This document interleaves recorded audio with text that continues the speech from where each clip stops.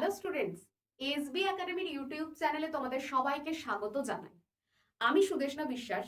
আজকে আলোচনা করতে চলেছি তোমাদের জীবনের জন্য ভীষণ গুরুত্বপূর্ণ একটি বিষয় নিয়ে। যদিও শেষ সিদ্ধান্ত কিন্তু সম্পূর্ণ তোমার। আমার এই ক্ষুদ্র শিক্ষকতার জীবনে, অর্থাৎ প্রায় 11 বছর অতিক্রান্ত, এই জীবনে যেটুকু দেখেছি বা যেটুকু অভিজ্ঞতা হয়েছে তার ভিত্তিতেই আমার যে অভিমত, সেই অভিমতটাই তোমাদেরকে আজকে জানাবো যে মাধ্যমিকের পর কোন বিভাগ নিয়ে পড়াশোনা করা সব থেকে ভালো, বা কোন বিভাগ নিয়ে পড়াশোনা করলে তোমার ভবিষ্যতে কেরিয়ারে কোন কোন জায়গাতে তুমি পৌঁছাতে পারবে, সেগুলো সামান্য যে অভিজ্ঞতা সেটাই তোমাদের সাথে আজকের ভিডিওতে শেয়ার করব। সুতরাং ভিডিও স্কিপ না করে প্রত্যেকে কিন্তু মন দিয়ে শেষ পর্যন্ত ভিডিওটি দেখো, এবং অভিভাবক অভিভাবিকাদেরকেও এই ভিডিওটি দেখার জন্য অনুরোধ করব। কারণ অধিকাংশ অভিভাবক অভিভাবিকারা ছাত্রছাত্রীদের ওপর নিজেদের যে আকাঙ্ক্ষা বা নিজেদের যে ইচ্ছা, তারা হয়তো তাদের জীবনে কিছু করে উঠতে পারেননি, সেই আকাঙ্ক্ষাটাই হয়তো তার ছেলে মেয়েদের ওপরে চাপিয়ে দেওয়ার এক প্রকার চেষ্টা করেন। কিন্তু সবার প্রথমে আগে আমাদেরকে মাথায় রাখতে হবে যে ছাত্রছাত্রীর ওপরেই কিন্তু আমাদেরকে শেষ সিদ্ধান্ত নেওয়ার জন্য অপেক্ষা করতে হবে। কারণ তারা যেহেতু ভবিষ্যতে এগোবে, তারা পড়াশোনা করবে, সুতরাং তাদের সিদ্ধান্তটাই কিন্তু প্রধান সিদ্ধান্ত এবং মুখ্য সিদ্ধান্ত। এটা ভুলে গেলে কখনোই চলবে না। এবার আসল বিষয়টাতে আসি যে কোন বিভাগ, সায়েন্স, আর্টস, কমার্স, কোন বিভাগ নিয়ে পড়াশোনা করলে তুমি তাড়াতাড়ি সাকসেসে পৌঁছাতে পারবে বা সাফল্যে পৌঁছাতে পারবে, সেটাই আমাদের এখন ভাবনা চিন্তা করার ভীষণ গুরুত্বপূর্ণ সময়।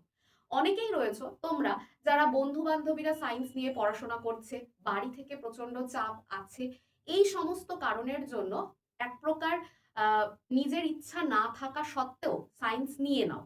এবং নম্বরের ক্ষেত্রেও অনেকের ক্ষেত্রে দেখা যায় যে যে সমস্ত ছাত্রছাত্রীরা হয়তো অঙ্ক এবং ভৌত জীবন বিজ্ঞানে 40-50 করে পেয়েছে, তারাও হয়তো সায়েন্সটা নিয়ে নিচ্ছে। কেন? তার কারণ হচ্ছে সায়েন্স নিয়ে পড়লে নাকি ভবিষ্যৎটা খুব ভালো হয়, এবং সায়েন্স নিয়ে পড়ে খুব তাড়াতাড়ি নাকি সাকসেস পাওয়া যায়। এই যে ধারণাটা, এই গতানুগতিক ধারণা থেকে আমাদের প্রত্যেককেই বেরিয়ে আসতে হবে। সবার প্রথমে আগে প্রত্যেকটা ছাত্রছাত্রীদেরকে আমি বলবো যে তোমরা নিজের বুদ্ধি এবং নিজের মেধার উপর ভিত্তি করে, এবং তুমি কতটা পরিশ্রমী তার উপর ভিত্তি করে কিন্তু তোমরা এই বিভাগটা, অর্থাৎ সায়েন্স, আর্টস, কমার্স, এই বিভাগের মধ্যে কোনটা তোমাদের জন্য ভালো হবে সেই সিদ্ধান্তটা কিন্তু নেবে। কারণ নিজে সারা বছর পড়বে এবং নিজেকে এই বিষয়গুলোর সাথে কিন্তু আগামী দিনগুলোতেও কিন্তু এগোতে হবে। সুতরাং আমাদেরকে সবার আগে নিজেদেরকে বুঝতে হবে যে আমার মেধা কতটা, অর্থাৎ আমি কতটা ভালো অঙ্ক করতে পারি, কতটা ভালো আমি ভৌত বিজ্ঞান সলভ করতে পারি, ভৌত বিজ্ঞানের অঙ্কগুলো আমি কত দ্রুত করতে পারি। এছাড়াও আমাদেরকে এটাও ভাবতে হবে যে আমি লাইফ সায়েন্স, অর্থাৎ যেটা পরবর্তীকালে বায়োলজি, সেই জায়গাগুলোতে কতটা পারদর্শী, এটাও কিন্তু আমাদেরকে মাথায় রাখতে হবে। আবার ভৌত বিজ্ঞানের মধ্যে থেকে দুটো বিভাগ হয়ে যাচ্ছে, পদার্থবিদ্যা এবং রসায়নবিদ্যা। এই বিষয়গুলো তোমার কাছে কতটা পরিষ্কার, তুমি ক্লাস 10 পর্যন্ত কিরকম পড়াশোনা করেছো, তুমি কি পরিশ্রম করে পড়াশোনা করেছো, এবং এই যে বিষয়গুলো ভৌত বিজ্ঞান, জীবন বিজ্ঞান, অঙ্ক, এগুলো তোমার কাছে কি খুবই ইজি লাগে, তাহলে অবশ্যই তোমার জন্য কিন্তু সায়েন্স বিভাগটা বেস্ট। কারণ তুমি যদি খুব ভালোভাবে ভৌত বিজ্ঞান, জীবন বিজ্ঞান এবং যে কোনো অঙ্ক খুব সহজেই করতে পারো বা বুঝতে পারো, এই বিষয়টা যদি তোমার ভেতরে থাকে, হয়তো কোনো একটা বিশেষ কারণের জন্য কোনো একটা পরীক্ষাতে তোমার শারীরিক অসুস্থতার জন্য নম্বরটা হয়তো একটু কম এসেছে, তুমি 90+ পেতে সেখানে তুমি 60 পেয়েছো, তাতে কিন্তু খুব একটা ক্ষতি হবে না। তাহলে তুমি অবশ্যই সায়েন্স নাও। কিন্তু যদি দেখা যায় যে তোমার সায়েন্সের যে ভিতটা, সায়েন্সের জন্য যে বেসটা থাকা দরকার, ভৌত বিজ্ঞান, জীবন বিজ্ঞান এবং অঙ্কের, এই তিনটে বিষয়ে তুমি বেশ স্বাচ্ছন্দ্য বোধ করো পড়তে, এবং এই তিনটে বিষয়ে তোমার খুব ভালো লাগে পড়তে, তোমার আরো জানার আগ্রহ রয়েছে, তাহলেই কিন্তু তুমি সায়েন্স নাও। কোনো বন্ধু বান্ধবের চাপে, বাড়ির লোকের পরামর্শে জোরপূর্বক 40 বা 45 পেয়েও যারা সায়েন্সে যাচ্ছ, তারা কিন্তু ভাবছো যে আমি যেন তেন প্রকারে কোনো একটা কাজ করে ফেলবো। কিন্তু যেন তেন প্রকারে করা যে কোনো কাজ আমাদেরকে কখনোই চূড়ান্ত সাফল্য দিতে পারে না। যে কাজটা আমরা মন থেকে করি সেই কাজটাই কিন্তু আমাদেরকে চূড়ান্ত সাফল্য এনে দিতে পারে। তাহলে এটা মাথায় রেখেই কিন্তু তোমাদেরকে ভাবতে হবে। সায়েন্স নিয়ে পড়লে কেরিয়ার খুব উজ্জ্বল, সায়েন্স নিয়ে পড়লেই একমাত্র জীবনে এগোনো যায়, যারা আর্টস বা অন্যান্য বিষয় নিয়ে পড়েছে কমার্স তারা এগোতে পারে না, এই বদ্ধমূল ধ্যান ধারণা থেকে কিন্তু বেরোতে হবে। অবশ্যই সায়েন্স নিয়ে যারা পড়ে তাদের জন্য কেরিয়ারে অনেক অপশন খোলা থাকে। যেমন কি কি অপশন খোলা থাকে সেটাও আমি একটু বলে দিই। যারা সায়েন্স নিয়ে পড়ে তারা ডাক্তার হতে পারে, তারা ইঞ্জিনিয়ার হতে পারে, তারা কম্পিউটার সায়েন্স নিয়ে পড়ে কিন্তু বিভিন্ন ক্ষেত্রগুলোতে এখন বর্তমানে কাজের সুযোগ সুবিধা পেতে পারে। নার্সিং সেক্টরে তারা এগোতে পারে, ফার্মাসিস্ট হতে পারে তারা, এবং তারা যদি বিজ্ঞানের কোনো বিষয় নিয়ে গবেষণা করতে চায় তারা গবেষক হতে পারে। এই ধরনের যে কাজগুলো তারা কিন্তু প্রত্যেকেই, তার মানে তোমার যদি লক্ষ্য থাকে তুমি ডাক্তার হবে অথবা ইঞ্জিনিয়ার হতে পারে, হতে হবে, বা কম্পিউটার সায়েন্স নিয়ে পড়াশোনা করে তুমি এগোবে ভবিষ্যতে, অথবা তোমার যদি মনে হয় আমি ফার্মাসিস্ট হতে চাই বা নার্সিং এর যে বিভাগটা সেখানে এগোতে চাই, তাহলে অবশ্যই তোমার যদি এগুলো ইচ্ছে থেকে থাকে তুমি সায়েন্স নিয়ে পড়তেই পারো, তাতে কোনো সমস্যা নেই। কিন্তু তোমার একদম সায়েন্স পড়তে ভালো লাগে না, জোরপূর্বক সব বান্ধবীরা নিচ্ছে, নিজে যদি আমি সায়েন্স না নিই, বন্ধু বান্ধবীরা নিচ্ছে তাদের কাছে আমি একটু ছোট হয়ে যাব, এই রকম মনোভাব নিয়ে কখনোই কিন্তু সায়েন্স নেওয়া উচিত নয়। এটা কিন্তু সব সময় মাথায় রাখবে। আর বাড়ির গার্জিয়ানদেরকেও আমি অনুরোধ করব, জোরপূর্বক কোনো বিষয়ই কারোর ওপর চাপিয়ে দেবেন না। যদি তারা এই বিষয়গুলো পড়তে, অর্থাৎ অঙ্ক, পদার্থবিদ্যা, রসায়নবিদ্যা, জীববিদ্যা, এগুলো পড়তে স্বাচ্ছন্দ্য বোধ করে, ওরা ভালোবাসে, তাহলে অবশ্যই তারা কিন্তু সায়েন্স নিয়েই এগোক, সেটাই ওদের জন্য বেস্ট হবে। এবার চলে আসি কমার্স নিয়ে পড়াশোনার বিষয়টা। অনেকেই ভাবো যে সবাই তো সায়েন্স অথবা আর্টস নিচ্ছে, আমি কমার্স নিয়ে পড়ি, একটা আলাদা রকম পথ, যে জায়গাটাতে কেউ আসবে না, আমি সবার থেকে আলাদা হব, এই রকম ধারণা যাদের রয়েছে তাদেরকেও আমি এটা বলবো, কমার্স নিয়ে পড়াশোনা করতেও কিন্তু নিজস্ব মেধা, বুদ্ধি এবং দক্ষতা প্রয়োজন। কোনো বিষয় নিয়ে পড়াশোনা করার সময় আমাদেরকে এটা মাথায় রাখতে হবে, সারা বছর আমি কিচ্ছু পড়বো না, পরীক্ষার 1 মাস আগে যা হবে দেখে নেব, এই যে চিন্তাধারা এগুলো যাদের মধ্যে রয়েছে তারা কখনোই সায়েন্স এবং কমার্স বিষয়টিতে কিন্তু এগোতে পারবে না। কারণ পরীক্ষার আগের 1 মাস পরে সায়েন্স এবং কমার্স কোনো সেক্টরেই কিন্তু দুর্দান্ত জায়গায় পৌঁছানো যায় না। প্রত্যেকটা ক্ষেত্রে কিন্তু তোমার প্রত্যেকদিন ক্লাস অ্যাটেন্ড করা, প্রত্যেকদিন স্যার বা ম্যাডাম যিনি যেটা পড়া দিচ্ছেন সেগুলোকে পড়া, এগুলো কিন্তু সায়েন্স এবং কমার্সের ক্ষেত্রে কিন্তু ভীষণ গুরুত্বপূর্ণ। আর্টসের ক্ষেত্রেও গুরুত্বপূর্ণ অবশ্যই, কিন্তু একদিন যদি তোমার শারীরিক অসুস্থতা থাকে, তুমি যদি ওই বিষয়টা পড়তে না পারো, তুমি সেটাকে কিন্তু পরে বুঝে বা পড়ে নিতে পারবে। কিন্তু সায়েন্স বা কমার্সের একদিনের ক্লাস যদি তোমার মিস হয়ে যায় একবার, সেই জায়গাটাকে কিন্তু বুঝতে বা তার পরের বিষয়গুলোকে বুঝতে কিন্তু তোমার কাছে যথেষ্ট কঠিন হয়ে পড়ে। সুতরাং যেসব ছাত্রছাত্রীরা নিজেদের কেরিয়ার নিয়ে ভীষণ সিরিয়াস, যারা ভাবছো যে আমাকে জীবনে কিছু করতেই হবে, ওই কোথাও নেমন্তন্ন খেতে যাচ্ছে বাড়ির সবাই, ওখানে যেতে পারলাম না মানে আমার জীবন শেষ হয়ে গেল, আমি পড়াটা অফ করেও আমি নেমন্ত্রণ খেতে যাব বা অমুক জায়গায় যাব বেড়াতে, তাহলে কিন্তু সায়েন্স বা কমার্স এই দুটো বিভাগ নিয়ে পড়া কিন্তু বেশ মুশকিলের। কারণ এর জন্য প্রত্যেক দিনের অনুশীলন ভীষণ দরকার। এছাড়াও নিজেদের দক্ষতা, বুদ্ধি এবং মেধার গুরুত্ব কিন্তু অপরিসীম সায়েন্স এবং কমার্সের ক্ষেত্রে। কমার্স নিয়েও তোমরা অবশ্যই পড়াশোনা করতে পারো। যাদের যাদের ইচ্ছা ভবিষ্যতে ব্যাংকিং সেক্টরে কোনো কাজ করবে বা ফিনান্সের যে কোনো কাজ করবে, ফিনান্সিং ম্যানেজার থেকে শুরু করে বিভিন্ন কোম্পানিতে, যারা কর্পোরেট কোম্পানিতে যারা কাজ করতে চাইছো তাদের ক্ষেত্রে কিন্তু ভীষণ গুরুত্বপূর্ণ, বা যারা চার্টার্ড অ্যাকাউন্ট্যান্ট হতে চাইছো তাদের জন্য কিন্তু ভীষণ গুরুত্বপূর্ণ হচ্ছে কমার্স নিয়ে পড়াশোনা। কমার্স নিয়ে পড়াশোনা করলে তোমরা এই চার্টার্ড অ্যাকাউন্ট্যান্ট হতে পারো বা ফিন্যান্সিং সেক্টরের যে কোনো কাজ করতে পারো, বড় বড় যে কোম্পানিগুলো তার ম্যানেজার বা ম্যানেজিং যে পোস্টগুলো সেগুলোতে তোমরা কিন্তু জয়েন করতে পারো, এবং বিভিন্ন কর্পোরেট যত সেক্টর রয়েছে সেখানেও ফিনান্স ডিপার্টমেন্টের যে সমস্ত কাজ সেগুলো কিন্তু তোমরা দেখতেই পারো। তাতে কিন্তু তোমাদের কমার্স নিয়ে পড়াটা সব থেকে বেশি লাভজনক হবে। এবার চলে আসি আর্টস নিয়ে পড়ার যে বিষয়টা। যেটাকে সবাই ভীষণভাবে নেগলেক্ট করে। আর্টস নিয়ে পড়ে যারা, তারা বুঝি একদমই ভালো পড়াশোনায় নয় বা তাদের সেরকম কোনো যোগ্যতাই নেই। এই যে ধ্যান ধারণাগুলো, এগুলো কিন্তু সম্পূর্ণ ভুল।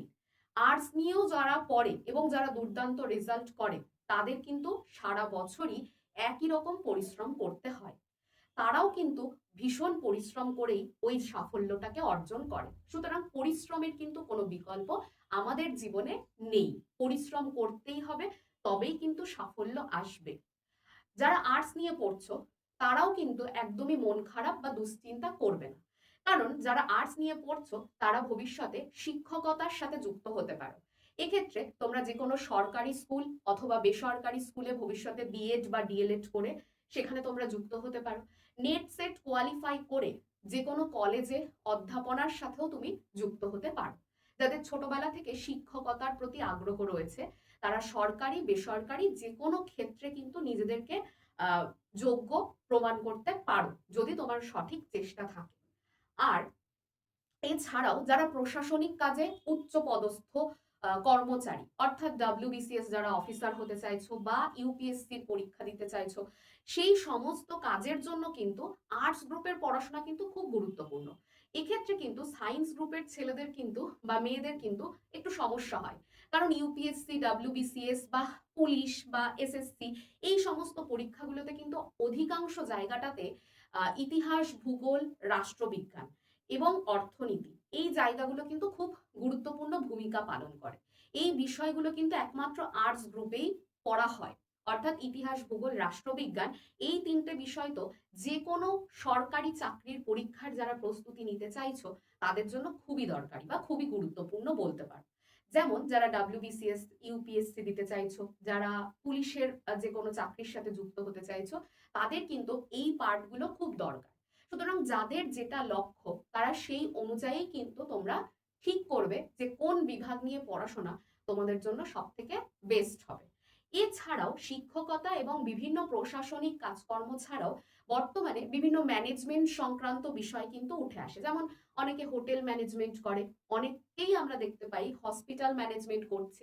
এই ধরনের ম্যানেজমেন্টের যে পড়াশোনা, এটাও কিন্তু আর্টস গ্রুপে পড়াশোনা করার পর তোমরা খুব ভালোভাবে করতেই পারো। এছাড়াও আইনজীবী যারা হতে চাও, অর্থাৎ যারা এলএলবি পড়তে চাও, তাদের ক্ষেত্রেও কিন্তু আর্টস গ্রুপ নিয়ে পড়াশোনা করলে তোমাদের কিন্তু এই ক্ষেত্রে অনেক বেশি সুবিধা হবে। তোমরা কিন্তু সহজেই ওই বিষয়গুলো, অর্থাৎ আইন সংক্রান্ত বা যারা ল রিলেটেড যে কোনো কাজের সাথে যুক্ত হতে চাইছো, তাদের কিন্তু অনেক বেশি সুবিধা হয় আর্টস নিয়ে পড়াশোনা করলে। তাহলে আইনজীবী থেকে শিক্ষকতা, অথবা তুমি যদি কোনো ম্যানেজমেন্টের কাজকর্ম নিয়ে এগোতে চাও ভবিষ্যতে, অথবা তুমি যদি কোনো গবেষণামূলক কাজকর্ম করতে চাও, কোনো গবেষক হতে চাও, সেটাও তুমি হতে পারো। এবং তার সাথে কিন্তু আমাদেরকে মাথায় রাখতে হবে, যে কোনো প্রশাসনিক যত উচ্চ পদস্থ চাকরি রয়েছে, ডব্লিউবিসিএস, ইউপিএসসি, বা যদি তুমি ভাবো পুলিশের চাকরি, এসএসসি, এই সমস্ত ক্ষেত্রে কিন্তু আর্টসের প্রত্যেকটা বিষয় কিন্তু খুব গুরুত্বপূর্ণ। আমি আজকের ভিডিওটাতে কিন্তু সম্পূর্ণ নিরপেক্ষভাবে বিষয়গুলো বললাম। আমার তোমাদের কাছে একটাই অনুরোধ, কোনো চাপে পড়ে বা কারোর কথা শুনে নিজেদের সিদ্ধান্তকে পরিবর্তন করবে না। যদি তুমি বিজ্ঞান বিভাগ নিয়ে পড়তে খুব স্বাচ্ছন্দ্য বোধ করো, তোমার নিজের ওপর বিশ্বাস থাকে, তোমার নিজের ওপর কনফিডেন্স থাকে যে হ্যাঁ, আমি পারবো সায়েন্স নিয়ে পড়তে, আমি সেই পরিশ্রমটা করতে পারবো, আমার সেই বুদ্ধি এবং মেধা আছে যে আমি সায়েন্সের প্রত্যেকটা বিষয়কে আমি ভালোভাবে বুঝতে পারবো, তারা অবশ্যই সায়েন্স নাও। কিন্তু কোনো রকম কোনো কারোর প্রলোভনে পা দিয়ে কিন্তু সায়েন্স নেবে না। এবং একইভাবে যদি তুমি দেখো আর্টসের যে বিষয়, যাদের আর্টস গ্রুপের কোনো বিষয়ে পড়তে ভালো লাগে না, অর্থাৎ ইতিহাস, ভূগোল, এই সমস্ত বিষয় যাদের একদমই ভালো লাগে না, তাদেরকে বলবো যে যদি তোমার মনে হয় যে না, আর্টস গ্রুপের কোনো বিষয় আমি ঠিক বুঝতেই পারি না, তাহলে তুমি আর্টস গ্রুপ না নিয়ে সায়েন্স নিতে পারো। আর আরো একটা বিষয়, কমার্সের যে বিষয়টা, যারা অন্যান্য ফিনান্সিং ডিপার্টমেন্ট বা চার্টার্ড অ্যাকাউন্ট্যান্ট এই ধরনের কাজের সাথে বা কোনো কোম্পানির ম্যানেজার এই ধরনের কাজের সাথে যারা যুক্ত হতে চাইছো, তারা অবশ্যই মাথায় রেখো তোমাদের জন্য কিন্তু কমার্স বা বাণিজ্য বিভাগটাই কিন্তু বেস্ট হবে। সুতরাং সিদ্ধান্ত সম্পূর্ণ তোমাকেই নিতে হবে। সিদ্ধান্ত কিন্তু অন্য কেউ নিয়ে দিলে সেটা কিন্তু খুব ক্ষতিকারক হবে। সেই জন্য তোমার যেটা ভালো লাগবে যেটাতে তুমি পরিশ্রম করতে পারবে, যেটাতে তুমি তোমার বেস্ট দিতে পারবে, তুমি সেই বিভাগ নিয়েই এগো এবং খুব তাড়াতাড়ি সফল হবে, এটাই কামনা করব। এরকম বহু ছাত্রছাত্রীদেরকে আমার নিজের শিক্ষকতার জীবনেই দেখা, যে যারা সায়েন্স নিয়ে পড়ে কিছুই করতে পারেনি, এরকমও দেখেছি। আবার অনেককে দেখেছি আর্টস নিয়ে পড়ে তারা কিন্তু খুব তাড়াতাড়ি ক্লাস 12 এর পর হয়তো 1 বছর 2 বছর পরিশ্রম করেই সরকারি চাকরি পেয়ে গেছে। এরকমও দৃষ্টান্ত আমরা দেখেছি। সুতরাং সম্পূর্ণ নিজের ওপর নির্ভর করবে যে তুমি কোন পথে এগোলে তোমার ভবিষ্যৎ ভালো হবে। সেই জন্য আমার যেটুকু পরামর্শ দেওয়ার আমি সেটুকু দিয়েছি। এবার সিদ্ধান্ত তোমার যে কোন বিষয়টা তোমার পড়তে ভালো লাগে বা কোন পেশা তোমার জীবনের স্বপ্ন, সেই পেশাটাই তোমাকে অর্জন করতে হবে, সেই পেশাতেই তুমি এগোবে। তার জন্য কোন বিষয় পড়া দরকার সেটা কিন্তু তুমিই সিদ্ধান্ত নিতে পারবে। আজকের আলোচনা এই পর্যন্তই। আশা করি এই ভিডিওটা তোমাদের সামান্য হলেও উপকার দেবে। আর অবশ্যই কমেন্ট সেকশনে জানিও যারা যারা ভিডিও দেখছো তারা কে কোন বিভাগ নিয়ে পড়তে চাইছো। দেখা হচ্ছে পরবর্তী কোনো ভিডিওতে। প্রত্যেকে সুস্থ থেকো, ভালো থেকো, মাথা ঠান্ডা করে জীবনের বড় সিদ্ধান্ত নাও, এইটুকুই আশা করব। ধন্যবাদ সবাইকে।